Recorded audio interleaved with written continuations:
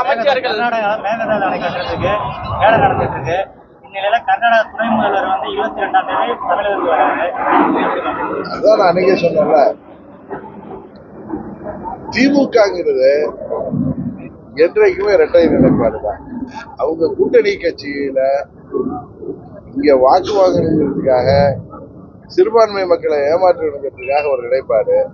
இன்றைக்கு அவர் டி.கே. சிவகுமார் தான் அந்த அணை கட்ட வேண்டும், தமிழ்நாட்டின் ஜீவாதாரத்தை பாதிக்கின்ற, வேட்டு வைக்கின்ற, தமிழ்நாட்டை பாலைவனமாக்கக்கூடிய செயல்பாட்டில் சட்டத்தை மீறி செயல்படக்கூடிய ஒரு நடவடிக்கைக்கு காரணமாக இருப்பவர் டி.கே. சிவகுமார். அந்த ஆட்சியாளர்கள், அவர் சித்தராமையா இருக்கட்டும், அதை திருமதி சோனியா காந்தி அம்மையார் மூலம் அதை தடுத்து விட்டு அவர்களை என்கரேஜ் பண்ற மாதிரி இங்க இவங்க டீலிமிட்டேஷன் கூட்டத்துக்கு கூட்டி இருப்பது இவர்களுடைய திமுகவின், குறிப்பாக திரு ஸ்டாலின் அவர்களின் உண்மை முகத்தை வெளிக்காட்டி வருகிறார். சார், முன்னாள் எதிர்கட்சி தலைவரா ஸ்டாலின் இருக்கும் போது என்ன சொன்னாருன்னா, அமைச்சர்கள் அதாவது அவங்க மேல ஊழல் இருக்கும் பட்சத்துல சிறப்பு நீதிமன்றம் அமைத்து அவர்கள் மீது தண்டனையை வாங்கி தரப்படும் சொல்றாங்க. இப்ப சிஎம்மா இருக்காரு, அதை பத்தி அவர் இது அரசியலுக்காக அம்மாவின் தொண்டர்களை, அமைச்சர்களாக இருந்தவங்களா, ஆட்சி பொறுப்புல இருந்தவங்கள பிரித்தாள்வதற்கு ஒரு வழியாக தான் பயன்படுத்துறாரு. அதான் முன்னாள் அமைச்சர்கள் மீது சொன்னாரு. அதான் மத்திய அரசாங்கம் இன்னைக்கு செந்தில் பாலாஜி மேல நடவடிக்கை எடுக்குது. ஆனா இவர் அவர் அமைச்சராக்கி வச்சிருக்காரு. இன்னும் சொல்ல போனா பழனிசாமி மேல அவர் வழக்கு போடாத காரணமே, பழனிசாமி வழக்குகளுக்கு பயந்து கொண்டு, குறிப்பா அந்த கொலை கொள்ளை கொடநாடு வழக்குக்கு பயந்துட்டு, அவர் மேல ஊழல் வழக்குகளுக்கு பயந்து கொண்டு திமுகவின் எண்ணத்தை நிறைவேற்றுவதற்கு போல இரட்டை இலையை இன்றைக்கு திமுகவின் வெற்றிக்கு மறைமுகமாக பயன்படுத்தி வர்றார். அதனாலதான் அவர் தேசிய ஜனநாயக கூட்டணியிலிருந்து வெளில போனாரு. அங்கு உள்ள எனக்கு தெரிஞ்சு 90% மேல் உள்ளவர்கள் எல்லோரும் அம்மாவின் தொண்டர்கள் அனைவரும் ஓர் அணியில் இணையணுங்கிறத அவர் தடை போட்டு வர்றாரு.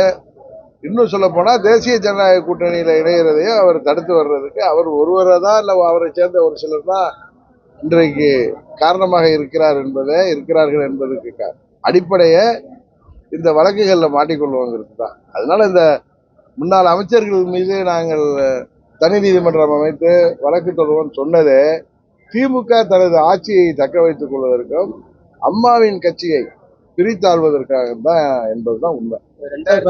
கொலை குற்றவாளிகளை சுட்டு பிடிக்கிறாங்க காவல்துறை. நேற்று கூட ஒரு இடத்துல சுட்டு பிடிச்சிருக்காங்க. கடுமையான குற்றம் நம்ம பார்த்தோம். அது ரவுடியாவே இருக்கட்டும், அந்த வண்டியில போன ஜான், அதை பார்த்தா நமக்கெல்லாம் அது யாருன்னு தெரியாதப்ப பார்த்தப்ப நம்மளாம் பதறிட்டோம்.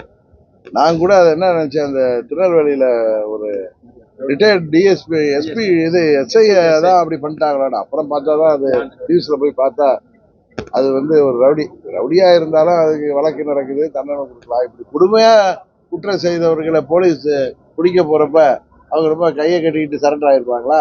காவல்துறை அவங்க சரண்டர் ஆக சொல்லியிருக்கலாம். தற்காப்புக்கு அவர்களை சுட்டுதான் பிடிச்சிருக்கணும்.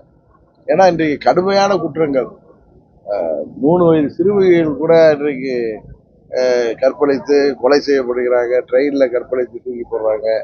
என்னமோ நம்ம தெலுங்கு படத்திலையும் ஹிந்தி படத்திலையும் பார்க்குற கொடுமையான சம்பவங்கள்லாம் இன்றைக்கு தமிழ்நாட்டில் இந்த போதை மருந்து கலாச்சாரம் பெருகினதும் கூலிப்படைகள் அதிகமாகி நடக்குது. கூலிப்படைகள் பண்ணதான் காவல்துறை அவர்களை தடுக்கும் பொழுது இது போன்ற, இது நான் ரைட்டுன்னு சொல்லலை, பட் இது போன்ற சம்பவங்கள் தவிர்க்க முடியாது என்பதுதான் எனது கருத்து.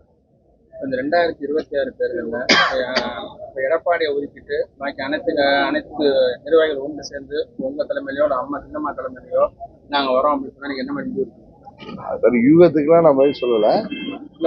நான் திரும்ப சொல்றது, அம்மாவின் தொண்டர்கள் அனைவரும் ஓர் அணியில இணைதான். இது நாங்க ஏதோ பலவீனமாக இருக்கோம், அவங்க எல்லாம் வரணுங்கிற எண்ணத்துல சொல்லல. உங்களுக்கு தெரியும், 2019 நாங்க தனியாவே நின்று தேர்தல் களத்தை சந்தித்தோம். 21 நாங்க திமுக வீழ்த்தணும்னா எல்லாரும் ஒன்றிணையணும், ஒரே அணியில வரணும்னு என்கிட்ட முக்கிய நலம் விரும்பிகள் டெல்லியை சேர்ந்து சொன்னப்ப அதுக்கு நான் ஒத்துக்கிட்டு, நான் என்னை கண்டா பழனிசாமி பயப்படுவாரு, அதனால ஏன்னா எங்களுக்கு அவர் செய்த தவறுகளால் எங்களை சந்திக்கவே பயப்படுவாரு, அதனால நான் தேர்தலில் கூட நிக்கல, ஆனா எங்க கட்சி போட்டியிடும் சொன்னேன். அப்பயும் பழனிசாமி தான் அதுல பின்வாங்கினது. அதனால இன்றைக்கு நாங்கள் தனியாக போட்டிட்டோம், தைரியமாக போட்டிட்டோம். எங்க கூட தேமுதிக தான் கூட்டணி இருந்துச்சு.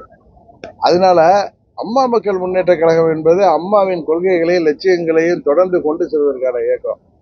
அம்மாவின் உண்மையான ஆட்சியை கொண்டு வரணும், அம்மாவுடைய கட்சியை மீட்டெடுக்கணுங்கிறது தான் எங்களுடைய இலக்கு. அதற்காக எங்க கூட இருக்கிற நிர்வாகிகளும் தொண்டர்களும் அதற்காக எங்கள் இலக்கை அடையும் வரை தொடர்ந்து போராடக்கூடியவர்கள் தான் எங்களோட இருக்காங்களே தவிர, சுயநலத்துல சுயலாபத்துக்காக இருந்தவங்களாம் எங்களை விட்டு ஓடிட்டாங்க. இப்ப வடிகட்டிய அக்மார் தொண்டர்கள் தான் என்னோட இருக்காங்க. அதனால நாங்க சொல்றப்ப அதை நீங்க யாரும் கேள்வி நீங்க தான் கேட்குறீங்க. அம்மாவின் தொண்டர்கள் அனைவரும் ஒன்றிணைந்தால் திமுகவை வீழ்த்துவதற்கு எளிதாக இருக்கும். அம்மாவின் ஆட்சியை மீண்டும் கொண்டு வருவதற்கு தேசிய ஜனநாயக கூட்டணியுடன் நாம் மீண்டும் எல்லாரும் ஒன்றாக இருந்து செயல்படணும் தான் எங்க கருத்து. இப்ப செங்கோட்டையன் உள்ளிட்டவங்க எல்லாம் இப்ப கருத்து வேறுபாடு இருக்கு எடப்பாடி பழனிசாமி. ஆனா சசிகலா அவங்க என்ன சொல்றாங்கன்னா, அதிமுக அனைவரும் ஒன்றிணையணும், ஒன்றிணைஞ்சாதான் அதிமுக காப்பாற்ற முடியும் அப்படின்னு சொல்றாங்க. இந்த 2026 தேர்தல்ல யார் தலைமையில அதிமுக இல்ல தேர்தலை சந்திக்கும்? அதிமுக அம்மா இருந்தப்ப இருந்த யாரெல்லாம் அந்த இயக்கத்துல இருந்தவங்க, இல்ல அதுக்கு முன்னாடி அந்த இயக்கத்துல தொண்டர்களாக இருந்து இன்றைக்கு வெவ்வேறு காரணங்களாக வெளியில இருக்கிறவர்கள் அனைவரும் ஓர் அணியில இணையணும். இதுல யார் தலைமையிலங்கிறத தொண்டர்கள் முடிவு செய்வார்கள். இதுல போய் ஏன் தலைமையா உன் தலைமையா அப்படின்னு யாரும் அதுல போய் கௌரவம் பார்ப்பதோ அது ஒரு சரியான செயலா இருக்காது. நான் தான் இன்னும் சொன்னேன், நீங்க என்ன கேட்டிருக்கீங்க, திமுகங்கிற தீய சக்தியை வீழ்த்துவதற்கு தமிழ்நாட்டில் திமுகவை ஆட்சியிலிருந்து அகற்ற வேண்டும் என்று நினைக்கிற மற்ற கட்சிகள் கூட எங்கள் தேசிய ஜனநாயக கூட்டணியை பலப்படுத்த வேண்டும் அப்படின்னு சொன்னப்ப சில ஊடக நண்பர்கள் அதில் சில பேர் முதலமைச்சர் நாங்க தான் சொல்றாங்கன்னு கேட்டதுக்கு, இதுல யார் முதலமைச்சர் என்பதை தாண்டி மக்கள் நிலையில உண்மையான அக்கறை உடையவர்கள் திமுகவை வீழ்த்த வேண்டும், இந்த மக்கள் விரோத ஆட்சியை வீழ்த்த வேண்டும் என்று நினைப்பவர்கள் தேசிய ஜனநாயக கூட்டணி இணைந்து வரப்ப தகுதியான ஒருவரை தலைவராக தேர்ந்தெடுத்து அவர் தலைமையில செயல்படுவதற்கு அம்மாவின் உண்மையான தொண்டர்கள் அனைவரும் ஒன்றாகத்தான் இருப்போம் என்பதுதான் என்னுடைய கருத்து. டாஸ்மாக் அலுவலகத்துல கைப்பற்ற ஆவணத்தையும் சட்டவிரோதமா அறிவிக்கணும் சொல்லிட்டு இன்னைக்கு தமிழக அரசு போட்டுட்டு இருக்காங்க.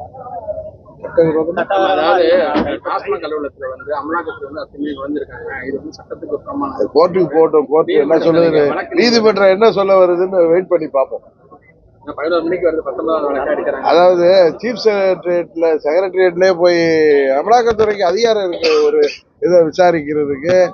அவர்கள் இன்னொருத்தர் கம்ப்ளைண்ட் இல்லை, அவங்களுக்கு கிடைத்த ஆவணங்கள் அடிப்படை எந்த ஒரு போலீஸே எங்க வேணாலும் போலாமே இல்ல, போலீஸே நினைச்சாலும் அமலாக்கத்துறைக்குள்ளார போகலாம். ஆனா போலீஸ் தமிழ்நாடு அரசு கண்ட்ரோல்ல இருக்கிறதால போக முடியல தவிர, அமலாக்கத்துறை ஒரு இண்டிபெண்டன்ட் பாடி, அவர்கள் அங்க முறைகேடு நடந்திருக்கு அப்படிங்கிறது நிறைய வெட்ட வெளிச்சமா அந்த டாஸ்மாக் கடையில வேலை பார்க்கிறவங்களே பேட்டி கொடுக்குறப்ப, இது அவங்களே சுமோட்டாவா அந்த கேஸ் எடுத்துட்டு போறப்ப நீதிமன்றம் போகட்டுமே, நீதிமன்றம் என்ன சொல்லுதுன்னு நம்மளும் அதை பார்ப்போம். லாஸ்டா ஒரு क्वेश्चन சார், தாவேகா விஜய் சொல்லியிருக்காரு, இது மாதிரி திமுகவோட பட்டியலை ஊழல் பட்டியலை ஒரு புத்தகமாவே எழுதலாம் அப்படின்ற மாதிரி சொல்லியிருக்காரு. சரியாதான் சொல்லியிருக்காரு. அது யார் சொல்லியிருந்தாலும், அது தலைவர் அண்ணாமலையா இருக்கட்டும், சகோதரி மாண்புமிகு தமிழிசையா இருந்தாலும், திரு விஜய் சொல்லியிருந்தாலும் அது உண்மையான தகவல். அது பெரிய வால்யூமா புத்தகமே போடலாம்.